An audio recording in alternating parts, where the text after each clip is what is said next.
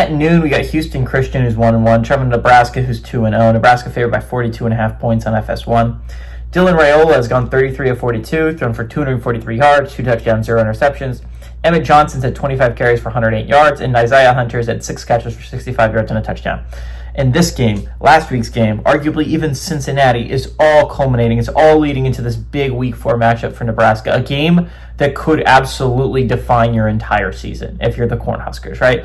You look at it, if you do not know, they play number 23 Michigan.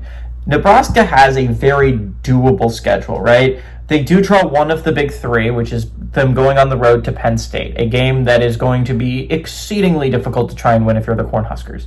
But outside of that, they avoid Oregon, they avoid Ohio State, they avoid Illinois, and they avoid Indiana. The only other team they get that is supposed to be a pretty good Big Ten team is Michigan. They get Michigan at home. And next week is the chance for Nebraska to show what I think they can be. Nebraska can be a college football playoff team because of the schedule. The schedule is not difficult. Even if they lose next week, technically speaking, they can still be a college football playoff team, right? They just have less room for error. You can't lose any of the dumb ones, the easy ones, the Minnesotas of the world, the Iowas of the world, right? Which aren't easy, or the USCs of the world, which isn't easy by any stretch of the imagination. Those are not easy games to go and win, but they're much easier than, like, let's say, Michigan or Penn State, which are going to be games that are going to be exceedingly difficult to win. But Nebraska was on my list of 12 teams outside of the college football playoff top 25 at the beginning of the year that could make the college football playoff. 12 teams that were not a top 25 team considered at the beginning of the year that could make a college football playoff run. Nebraska was one of mine because I look at that schedule. You look at the schedule, it's so doable, especially if they win next week against Michigan. That's a coming out party, if you could, for Matt Rule. That could be a game that could launch Nebraska into college football playoff contender status, right? Big game for Michigan as well, because again,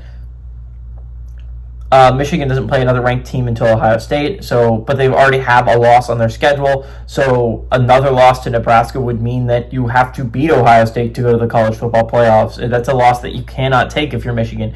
That's a game you have to take if you're Nebraska, which makes for very interesting television next week. It's going to be one of my favorite games to watch next week because that game matters so much to both teams. It's a gotta have if you're Nebraska, if you're going to make a playoff case, and it's a gotta not lose if you're Michigan, because you cannot afford to drop another one. You cannot afford to drop another one because that would mean that you have to beat Ohio State at the end of the year. You have to do that to be a college football playoff team. So anyways, this game is a lot of a warm-up for that. This is, again, all of this entire season so far for Nebraska is getting them ready to play Michigan next week. That is what this all culminates in. I think Nebraska has an electric offense. I think their defense has been extremely underrated. It's the Big Ten. There's a lot of great defenses.